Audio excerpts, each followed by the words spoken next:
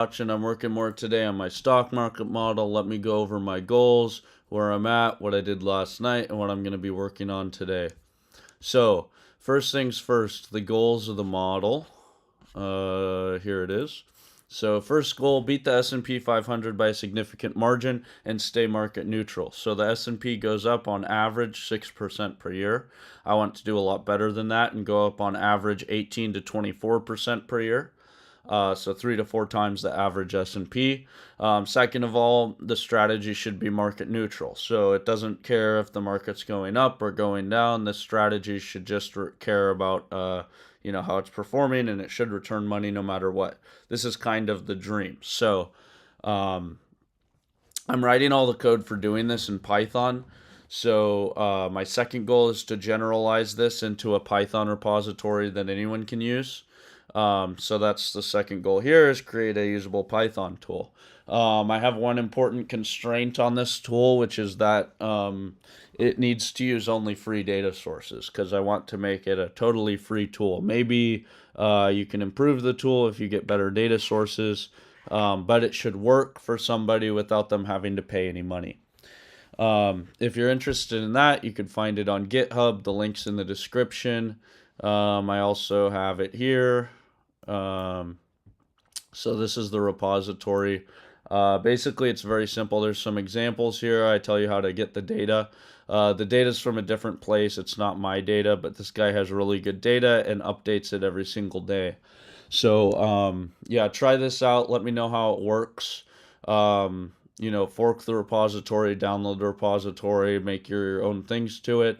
But my really good model that I have, which I'll show in a second here, I'm creating the universe for that, creating the model, and testing the model in a really robust way, all in under 100 lines of code. And maybe an extra 10 lines of code, I'm doing a walk-forward analysis on the model. So this is very efficient in terms of lines of code.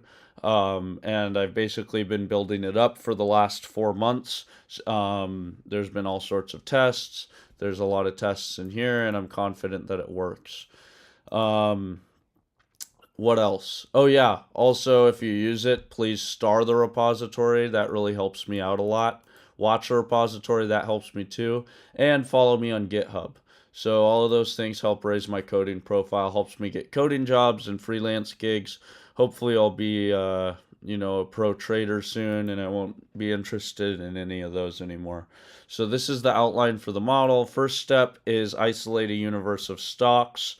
So I have data going back to 2011. That's from the free data source. You don't want to use everything. So you don't want to use things like penny stocks, stocks that have low volume, because that's not going to be scalable and there's going to be more slippage. You want to isolate your universe to certain types of assets. So things like Apple or Tesla are going to have market movements different to ETFs. So you want like an ETF only model. The universe I'm using only contains common stocks, real estate investment trusts, and ADRs, which are foreign companies listed on the US market. So once I isolated the universe, I have a class to do this. It's very simple. This takes maybe 10 lines of code.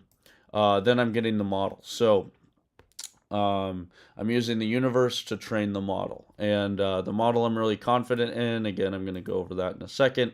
So now that I have a really good model, I'm working on the final stage, which is incorporate a portfolio model. So take the predictions out and use those to select stocks and size the portfolio somehow.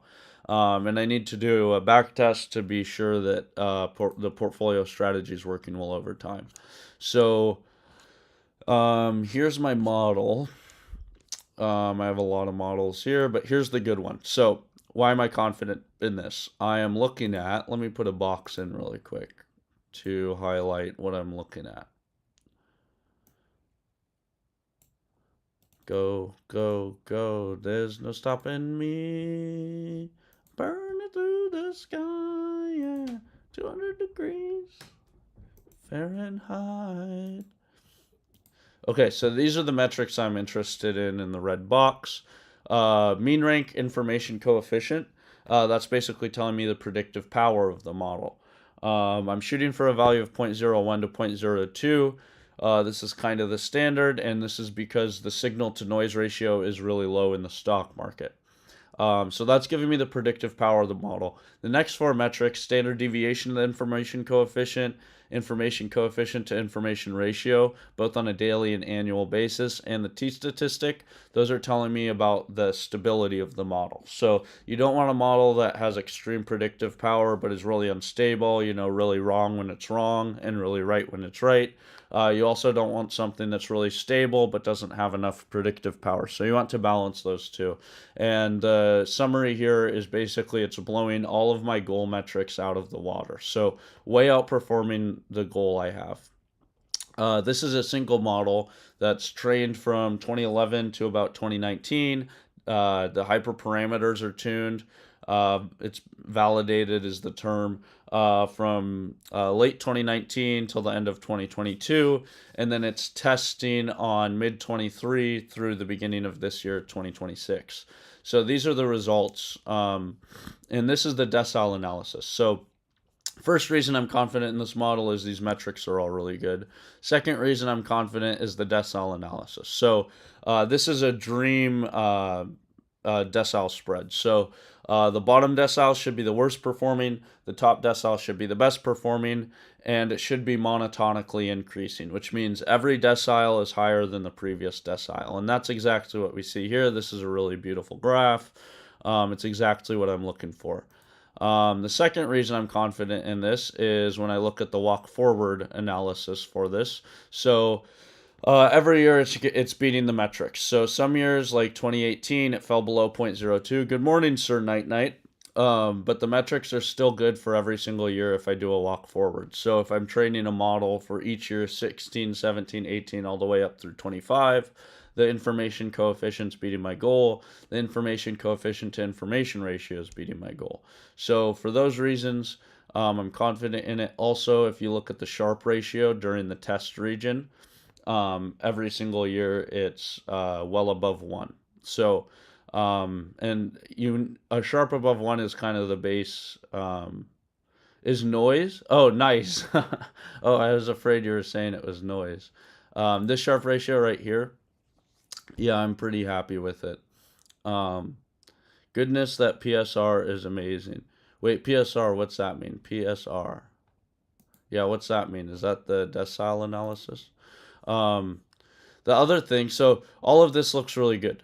The final thing is that if I'm looking at the model, so this is from the walk forward. Each year it's training on or validating, tuning the hyperparameters for the model on the year previous to the test year, testing on the test year, obviously, and then it's training on all the data that's before the validation year, obviously with data embargoes imposed. And so this is every model since 2016, the decile analysis. Now, this is slightly concerning because here's the beautiful decile analysis for the recent data that I was showing. I mean, look at that. That one's perfect. This would have been 2024 was a great year for the model, but same with 2022. But you see, every year isn't so great. So, sometimes it's not perfect. It's not perfectly monotonically increasing. Oh, probabilistic Sharp. Where was that? But it wants to rule the world. Oh, up here. Oh, well, I'm not sure. I actually don't have that much confidence in how I calculated that. So I do need to go back in and make sure of that because it's 100%. I don't know. I'm actually, yeah, I'm not good. I haven't done a good job with that because I'm not even confident in how to interpret it. I'm not confident in how I've calculated it. I need to go back and get confidence before I start paper trading. Um, but basically, even though these aren't all perfect, they do all have the feature for the most part. I believe this is this one. So 16, 17, 18, 19, 20. So 2020 and 2018 are the only years where the top decile isn't the highest value. Every single year, the bottom decile is the lowest value. So it seems like it's doing better for shorts than longs. But it's either the highest value, the top decile, or one of the highest values. And so I think if I move forward incorporating this into a portfolio, I'll be confident in this. And moving forward, since I have so much training data, I think it should, you see the pattern over time is that time moves forward. So 16, 17, 18, 19, 20, so on and so forth. It's improving the model results as I get more training data. So um, I think going forward, this should just be getting better. It's the percentage of your in-sample Sharpe ratio you can expect to incur out of sample. So all of it. Oh, that is really good. Um, but again, I kind of changed the model. I was trying to predict returns and I switched to predicting the normalized Sharpe normalized to the market. So um, I need to go in and be more confident in that. Um, so this basically shows the model's really good. Now that I have a really good model, I want to incorporate a portfolio strategy that works. I know I saw.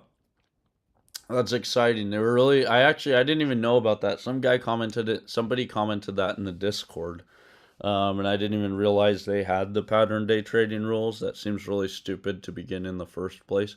Anything that's protecting you from yourself, I don't know if that's necessary. Maybe for morons, but that's kind of the problem of democracy, right? Is some people it seems desirable to protect them from themselves. For smart people, it's a huge imposition. Anyway, so the next step was incorporating a portfolio strategy. My problem can be summarized as this. So when I'm doing the single model that's has this beautiful monotonically increasing chart, and I try to get a portfolio strategy on it, I can find what looks like a really good strategy. So the returns are 300% from 23 to beginning of 26. That's an average annual return of 40%. That's amazing. Uh, and additionally, the worst drawdown is under 10%. So that seems excellent. The Sharpe ratio, rolling Sharpe ratio over 60 days, is almost always above zero the whole entire time. Um, there are only, what is this, 6 months where I get a negative return. So over 2.5 years, 6 months are giving a negative return, and the magnitude of the positive returns tends to be higher than the magnitude of the negative returns. All of this looks really good. A couple things that are concerning though is the max drawdown's recent. So the worst drawdown has happened recently. That's concerning. Um, I don't know if it's that concerning actually, because the portfolio's gaining value. So as we're at 300% total gains, there's way more money in the portfolio. So, that's causing obviously a bigger drawdown. I'm risking more money. So maybe that's the reason I should dig more into that. But basically, this looks like a really good portfolio strategy. However, when I do it on the walk forward analysis, going all the way back to 2016, you can see it basically, if I zoom in a bit here, it was losing money from 2016 all the way until the end of 2021, and it only went positive around the beginning of 2022. So this is not something I could have implemented in real time. I would have had to eat losses for 6 years. Obviously, I wouldn't have kept the portfolio going if I'm eating losses for 6 years.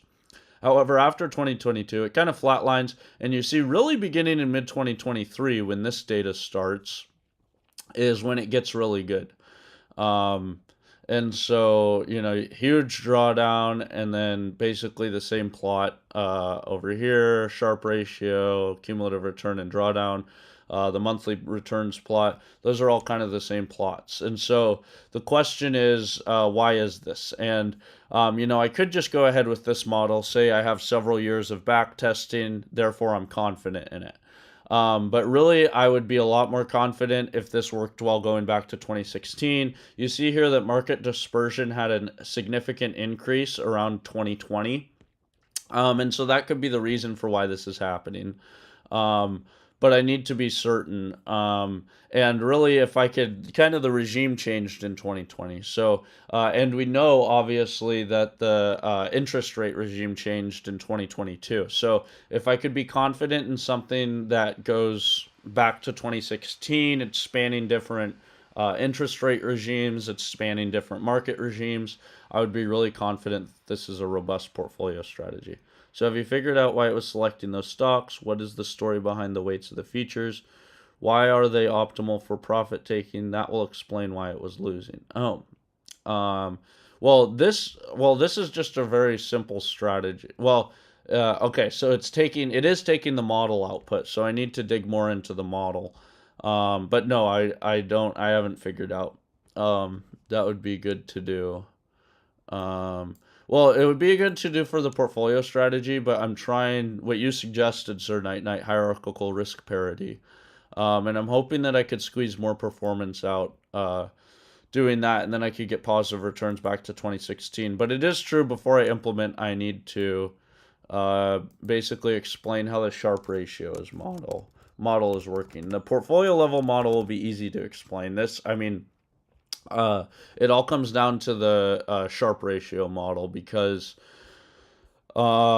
basically all this is doing is taking the outputs from the Sharpe ratio and scaling the portfolio sizing according to the outputs. So how many standard deviations is it from the average?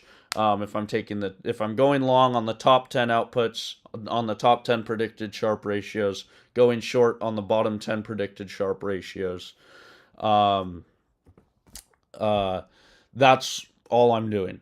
So I'm doing that, and then basically just scaling the portfolio up and down based on a drawdown. If I have a really bad drawdown, I'm scaling the amount that I'm risking way down. You can see here on the gross exposure. If the volatility is really high, I am scaling the amount of capital that I'm allocating down. And that's it. But the mystery of why it's picking the stocks comes back to the returns model. So yes, that's something I need to figure out and really explain. But I'm hoping that the problem is my portfolio sizing, that this is too simple of a strategy. I'm hoping with hierarchical risk parity, the portfolio sizing will be better, and I will have positive returns going all the way back to 2016. Um, Explain model strategy. So that's something I need to do. Also, if I want to get people to invest in this model, I'm going to have to explain that, which we know is the ultimate goal. I only have so much money. If I can get somebody to give me $10 million to trade, and I could keep 20% of the profits, I'll be rich. It looks like you may have backed your way already into a portfolio strategy if your curve assumes you have limited capital. Um, Wait, what curve? The returns curve? It does assume I have limited capital. Um, but yeah, wait, which curve are you talking about? Are you talking about the returns curve on the portfolio strategy, or are you talking about the curve on the model itself? Because actually, this curve doesn't tell you anything. This is old. It was calculating the cumulative long short spread, but that's when I was using returns models. So that's when the target was returns. I wrote this logic. Now that the target's Sharpe ratio, this isn't anymore the cumulative long short spread. The rationale for stock picks already includes some rationale for the amount of capital it should receive. Um, yes, it well, I have a finite capital. I'm assuming a finite capital base. So that is what I'm doing, and that's basically the strategy I'm implementing. But the strategy doesn't work well on all the data. So I mean, it's basically it's scaling from the output of the prediction. So I think what's going on is that, one, it was predicting worse, on the early years. Also, if you look at the magnitude, it's minus 0.06 to 0.04. More recently, like in 2024, it was scaling, the bottom was like 0.14. So, I think like 24, 23, there were more extreme values. What is this? 22, 21, 21, where it's getting the best performance in the out of sample Sharpe ratio per fold above 3.5. That's crazy.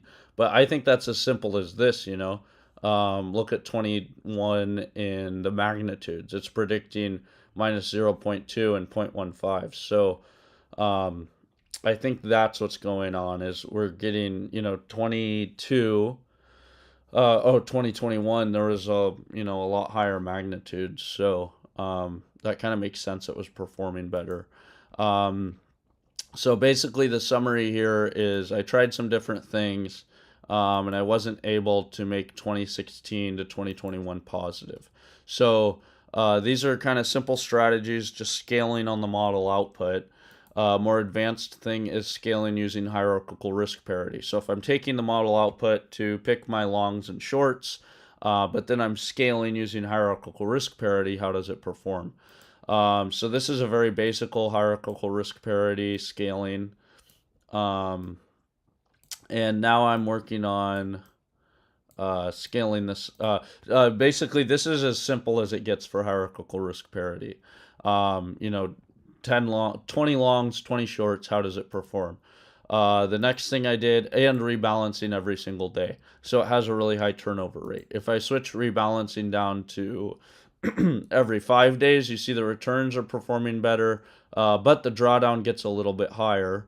But since the returns are better, that's really what I'm shooting for. Um, and so I wanted to see, does this improve things? 5 day rebalance does seem to do better. Daily turnover gets higher, so I'm actually not sure why that is.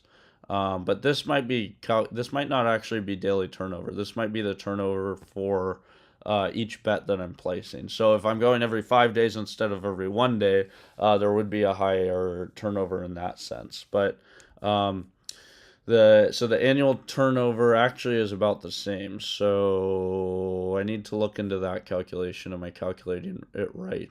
But with the 5 day rebalance, I do get higher returns, but a higher drawdown. The Sharp 0.23 is higher because I'm actually getting positive returns instead of just floating around zero until the end. And uh, basically, this turns around. This is actually nice because it's losing. There's the big drawdown here until right before 2019, but then it turns it around, and it does have more drawdowns. End of 2020, beginning of 23, uh, beginning to mid 24. Um, but anyway, that seems like it's improvement if I'm rebalancing every 5 days instead of every single day. Since we have 8 viewers, I'll take this opportunity to say please like the stream, subscribe, go to the GitHub, check it out. You can download the code for yourself to get the same model that I have. You're gonna have to figure out how to make it. Oh, you think the 5 day rebalance something looks off? Why? What's your intuition there? And finally, please star the GitHub, watch the GitHub, and follow me on GitHub. All that stuff helps me out. Okay, and then also if I'm scaling down the number of longs and shorts that I'm buying, that's improving the return, but it's not improving the problem with the negative returns 2016 through 2021. So I'm going to try everything that I have here. So next, so I'm just going to copy this. Actually, I'll copy the whole slide, put it in. Get rid of that. Oh, no, keep that. Get rid of this. Get rid of this. Get rid of this. So not that. Does incorporating hysteresis. Okay, thanks, Sir Night. That helps. Oh, wait. Hold up. Don't do that yet. I need to upload the most recent code. So you are going to need some files. I'm not including these. But you will need the new portfolio file. I'll start with HRP. Added functions for incorporating hierarchical risk parity.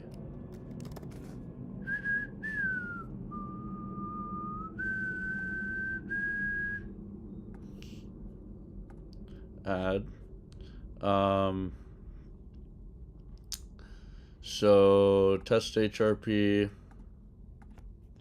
test, added, test for HRP, hierarchical risk parity, portfolio. I've made a lot of changes. Added hierarchical HRP, backtest, and managed backtest. Take me home. Portfolio optimizer doesn't matter. What else?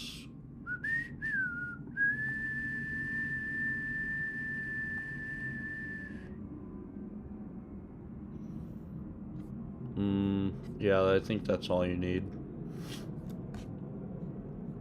Hey, global. The model found an edge in recent time, it seems, or is luck. I'm not sure what you mean. You think it's luck that it's performing well? I think I don't think it's luck because, I think the regime is changing. I think basically the market became more dispersed. And I think it seems like basically this is a pretty, even in 2016 with only 4 years of training data, still the bottom decile is performing worse, top decile is performing best. Um, and, this is only improving as I get more data. Um, okay, good. Sir Knight Knight, you agree. It seems like an effective strategy because of this, because each model seems generally, it's not perfect, but it seems like that doesn't seem like a coincidence. Every single year, the bottom decile is performing worse, is predicting the lowest Sharpe ratios. Every year, the top decile is predicting the highest, or other than a couple years when it's predicting close to the highest. This doesn't look perfect, but it looks generally the direction I want to go in. And the best ones do look, like this one looks just really good. And also the fact that the information coefficient's so high. I'm also confident because when I do the walk forward every single year, the information coefficient is above 0.01, which is my goal. And it's only below 0.02 this one year, 2018. Other than 2018, it's above 0.02 every single year. So now I want to see, does incorporating hysteresis improve basic HRP strategy?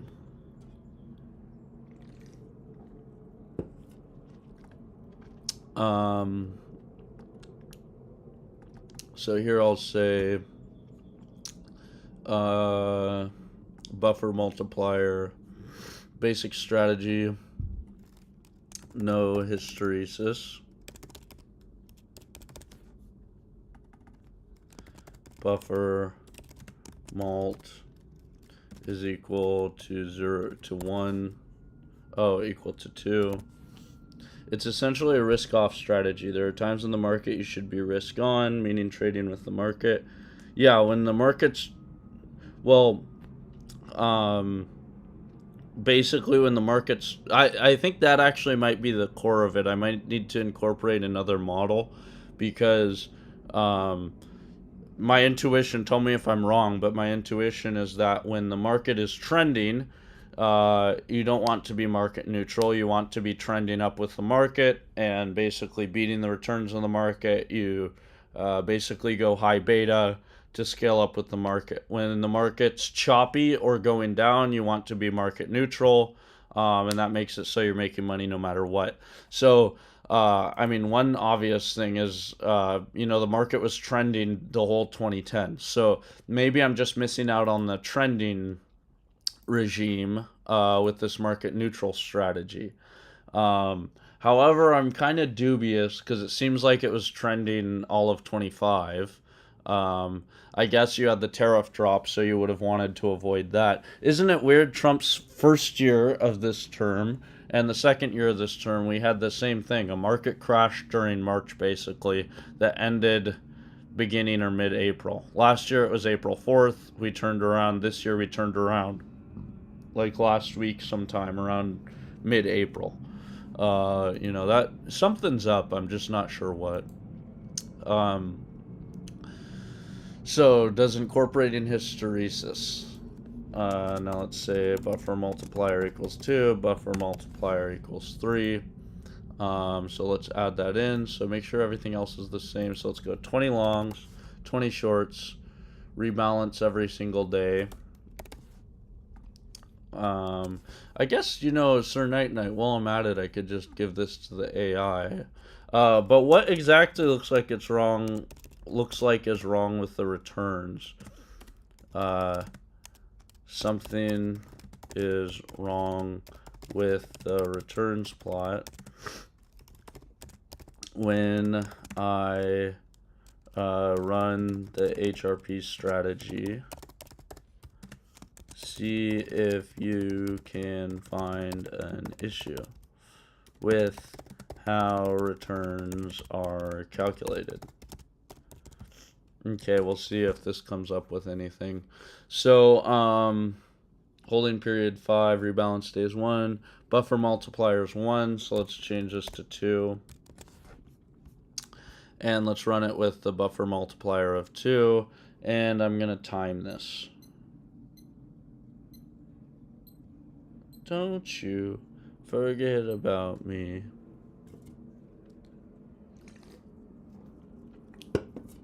Okay, so how long does this take to run?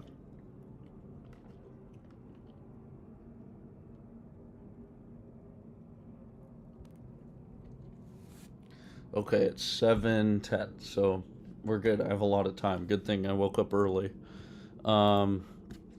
Did I save this? Don't you forget about me. Alright, so the next thing I want to test after this is, so I have buffer multiplier, smooth predictions. So I want to look at, do different look backs improve the model, and does prediction smoothing improve the model?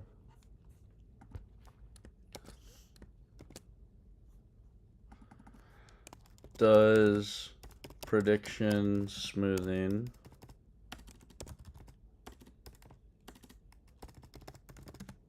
You shouldn't have had any years where the strategy was losing money based on the cumulative returns you showed.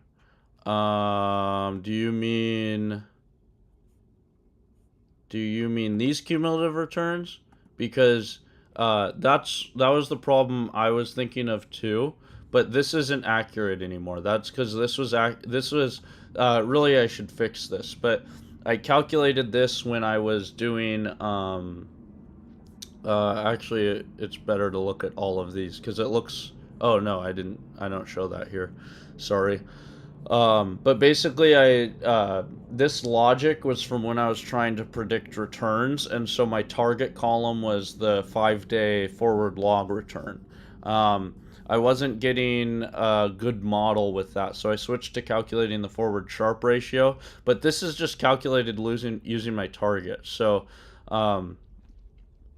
it's not the actual returns. This is actually long short spread for the Sharpe ratio, so it's not really indicative of anything. And especially with the stock turnover. You mean with high turnover, since I have high turnover and a good model?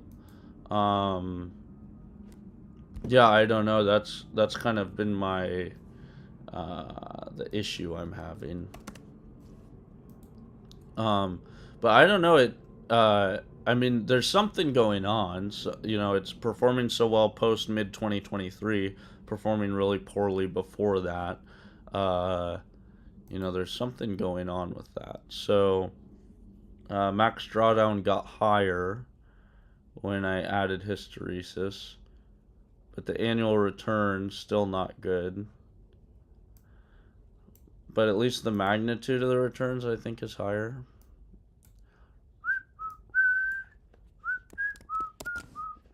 So I'm probably not going to get a good model incorporating any of these things on their own, but I think I'm going to get a list of things that improve the model, and I'm hoping when I incorporate all of them at once, then I'll get a good improvement.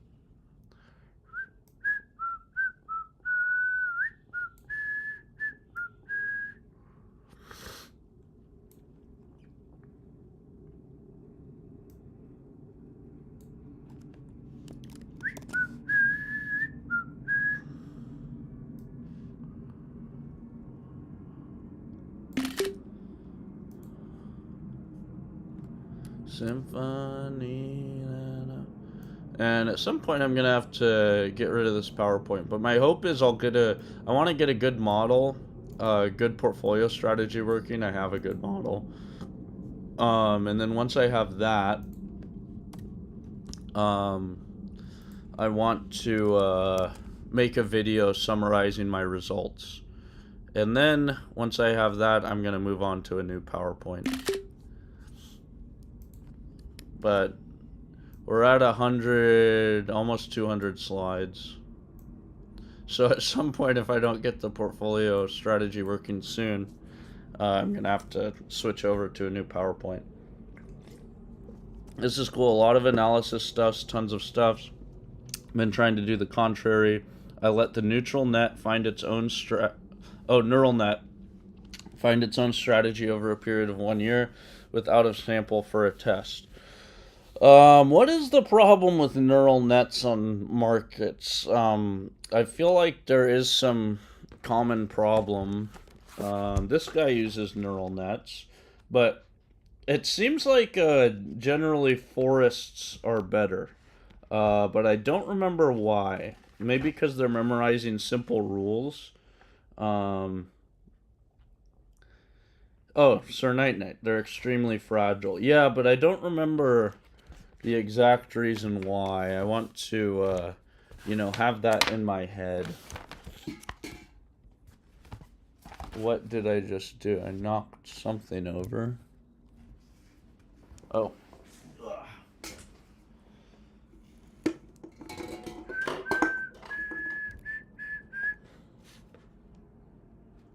What's today? Timer's done. April 20th.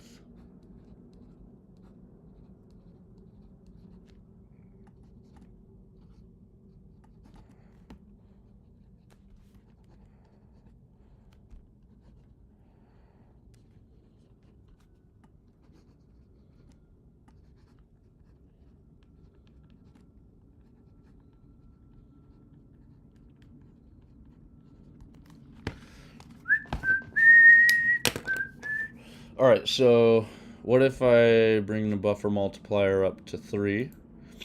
I can draw a conclusion in a sec about this. So let's bring the buffer multiplier up to 3, incorporating stricter hysteresis buffers. Basically, this should lower the turnover. Informationally mismatched. What does that mean, informationally mismatched?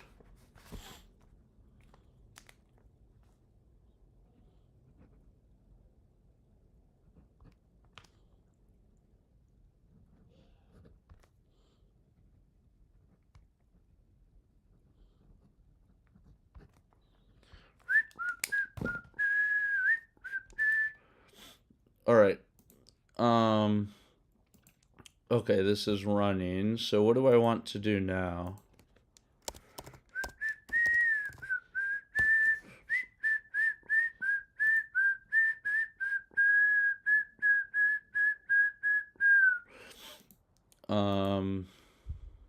Oh, yeah, I want to look at this. So what's happening? Obviously, the magnitude of the returns looks better. It's recovering better, though when the cumulative return goes down in the basic model, it's recovering better. The drawdown is about the same, but it's better. It's better overall. The average return is 3.7%, 1 point. So better average return, slightly lower turnover, not really significant. Average max wait long. Okay, so that's good. Win rate 49 point, so higher win rate, still not above 50 though. So this seems to be doing better on everything. Um, oh, does prediction smoothing. So this I don't want here, I want on the previous slide. Let's put it here.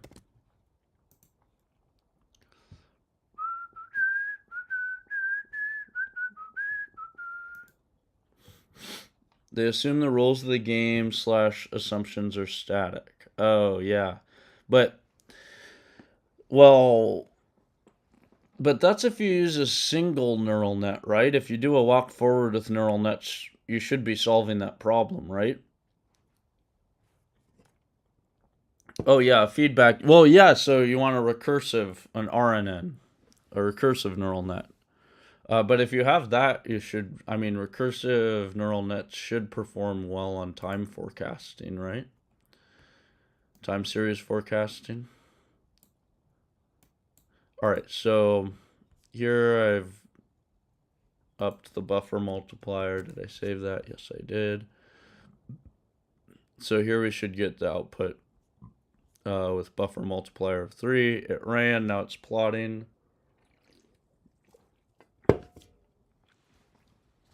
Where's my jackets? I saw a shimmering light.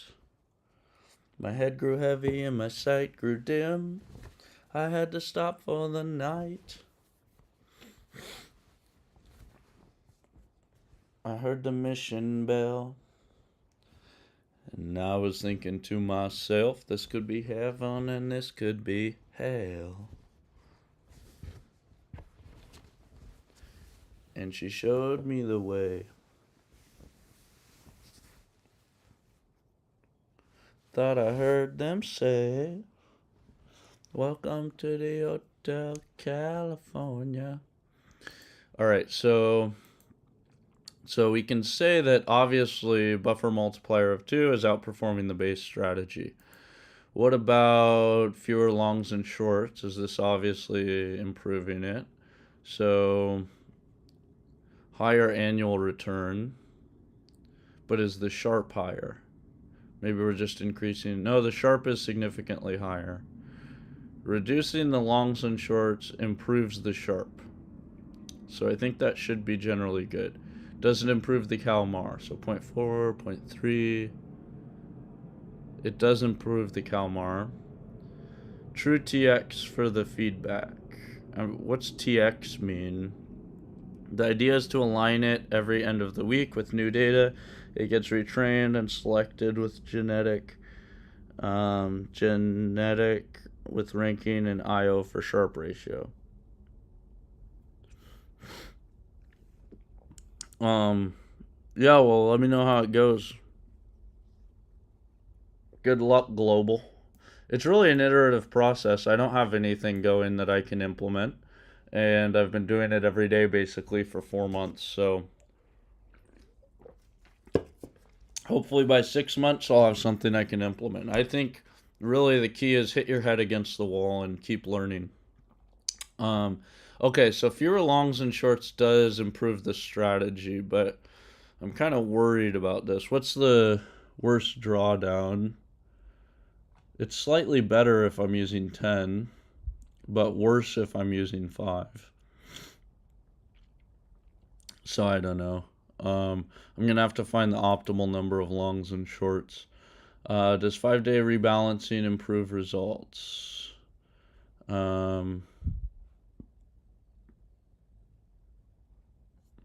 Why is this taking so long to do the plot? Oh, it's not. I have the plot. Running for the door. I had to have a passage back to the place I was before.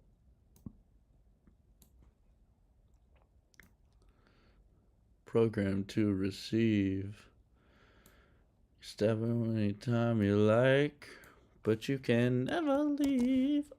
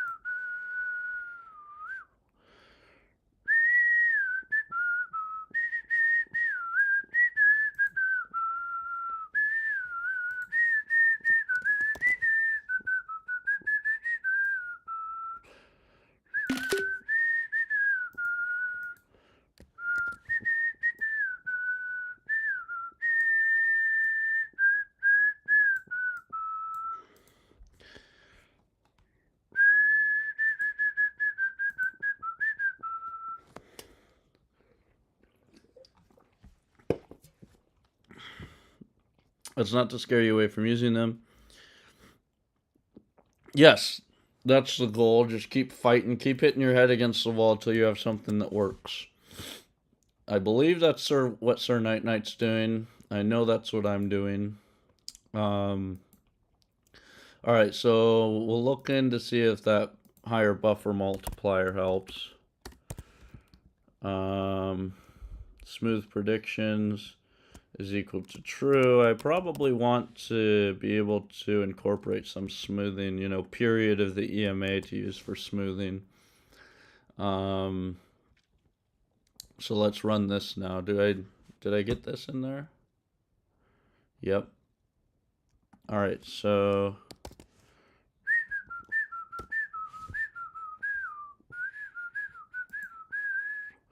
now I'm gonna need to put conclusions in here, but first let's see, does buffer multiplier of 3 improve over 2? So Sharp is higher, annual return is higher, obviously then total return's higher, max drawdown is lower, turnover is lower, still not that significant though.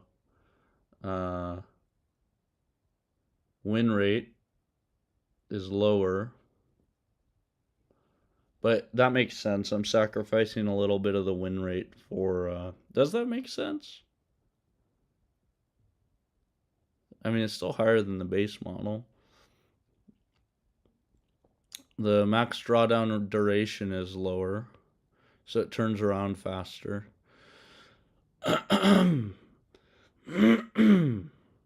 Yeah, I don't know.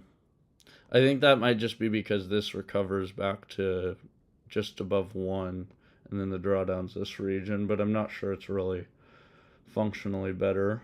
The max drawdown, is significantly lower though, so that's good. It has a 3-day positive demo first in months on has a 3-day positive on demo first in months of upgrades with lates. Opus, I'm not sure what that means. Months of upgrades with lates. Cumulative returns, it's mixing log returns with simple return compounding. Wait. In the backtest strategy? Oh, I think it found it. Where's my request? Hey, Sir Night Night.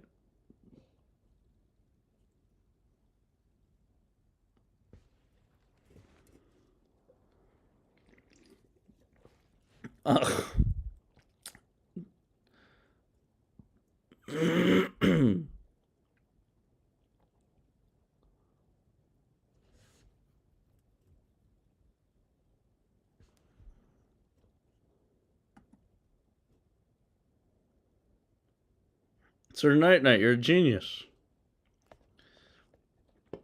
Thank you. You must change the base returns column from log returns to simple returns. Daily log return. Okay. So I guess I have to discard all of this I've been doing. Maybe the rules will stay the same, but I really need to do it with the correct returns being calculated. Yeah, I think this is all crap now. Alright, so let's fix it. Thanks, Sir Night Night. Good intuition. Now go through the rest of the code.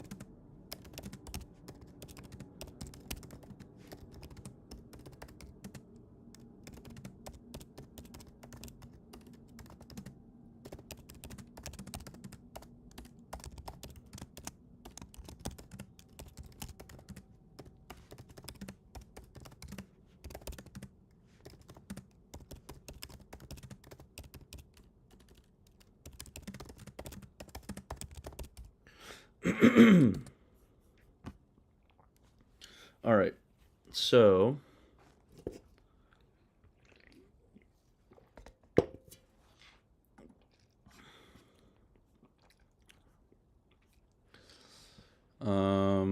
so daily log return.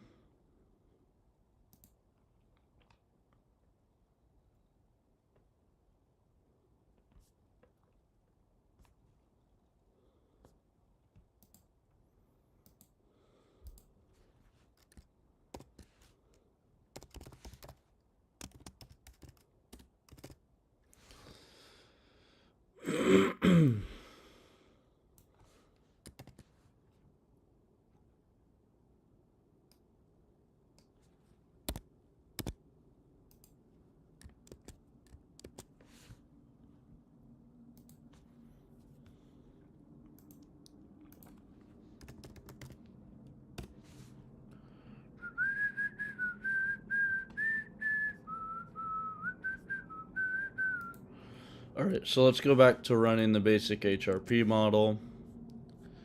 Let's get rid of this.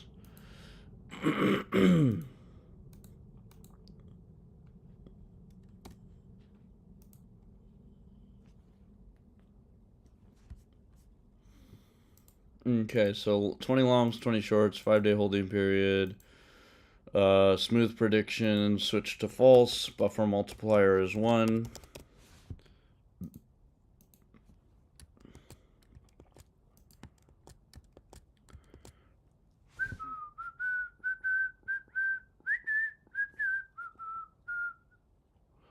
All right, so let's see.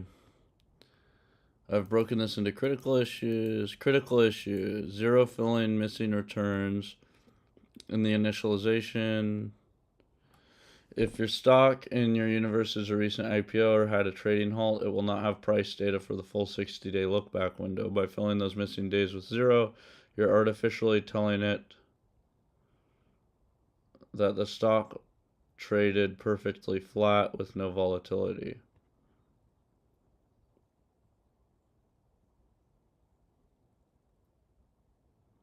Returns pivot, okay. So let's go through and fix everything first. I was being kind of lazy when I made this code, so take off the fill in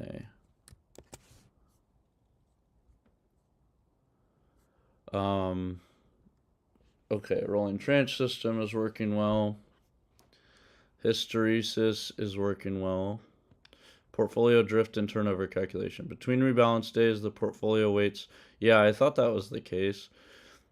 If you allocate 10% to a stock and it gaps are static in the code, if it gaps up 20%, it now represents 12% of your portfolio capital. In this backtest, the daily loop applies the target weight to the daily return every day until that tranche expires. Because weights aren't dynamically drifting with price action, your turnover calculation is slightly underestimated.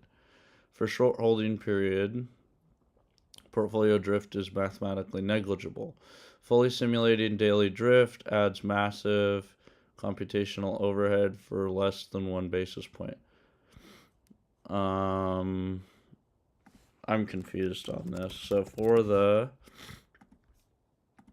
portfolio drift, once you have the daily rebalance portfolio, you can carry it forward in log form. It might make the longs do the heavy lifting now. Yeah, well, it was definitely making the shorts do the heavy lifting.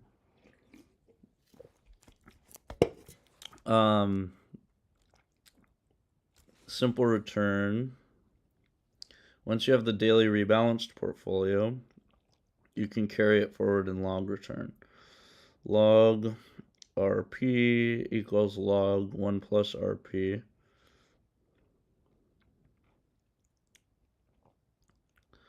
Yeah, I have to look into how that's calculated.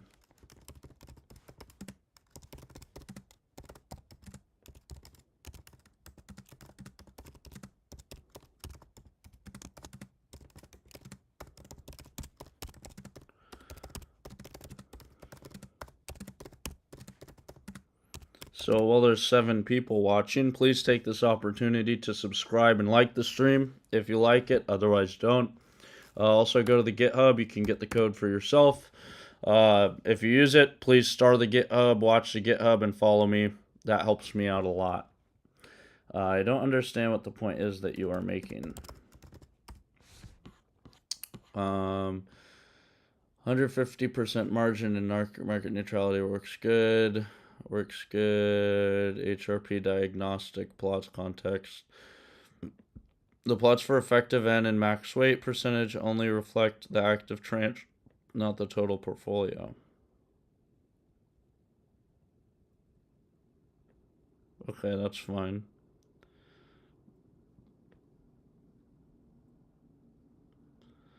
The wealth is if you want to carry portfolio returns forward. Oh, okay. Um, I'm just gonna say I'm gonna give it to this guy.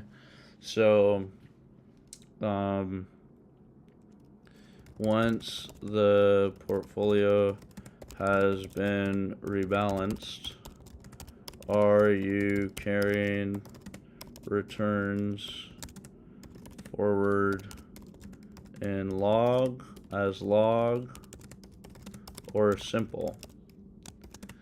How is wealth calculated?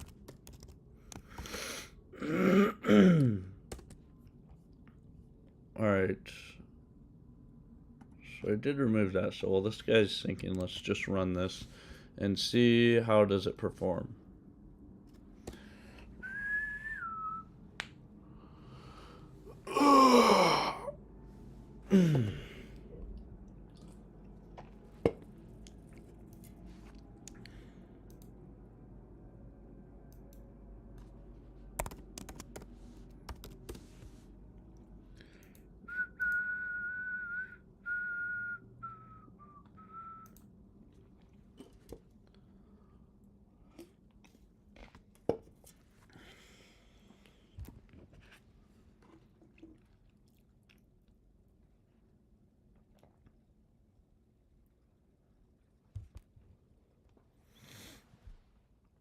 Okay.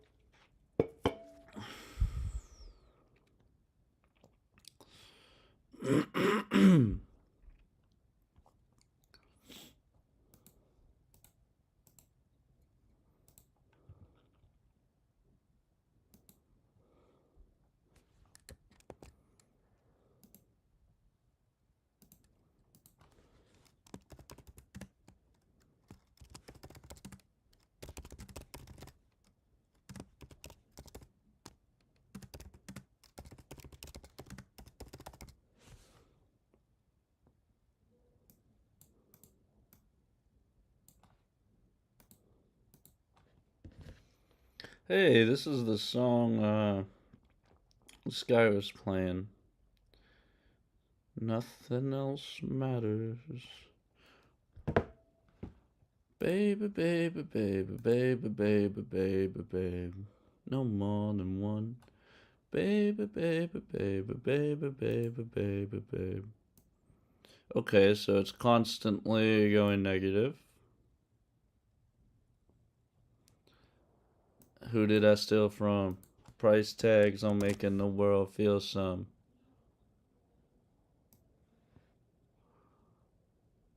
Hey, Sir Night Night, I couldn't thank you. I can't thank you enough for fixing that for me.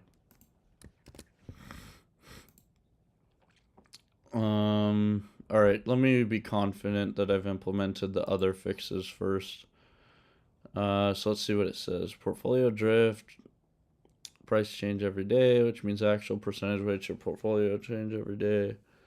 In your code, the current weights dictionary is set on Monday. Because the code doesn't update the dictionary on Tuesday, it's mathematically simulating a scenario where you sold $10 a... Oh.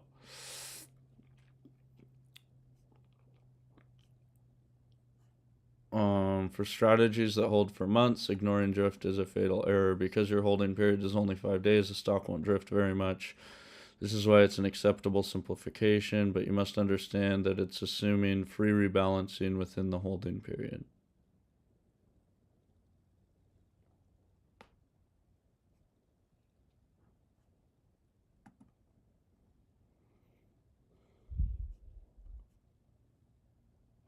You cannot add log returns across different assets. If you use log returns, the sum of weighted parts would not equal the actual return of the whole. Oh, yeah. Daily net return. First, the code takes portfolio gross return.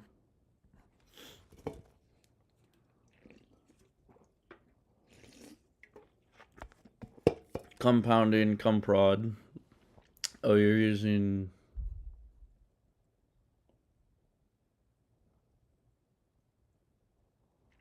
Okay, I need to look more into this. But for now, I have to walk my dog and go to work. So thanks for watching.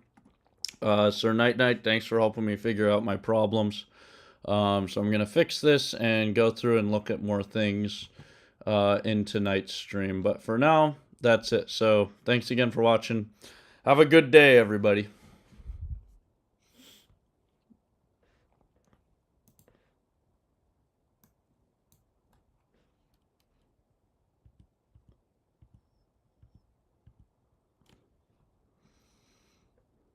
Holy Spirit Synagogue. Need to look more into this, but for now,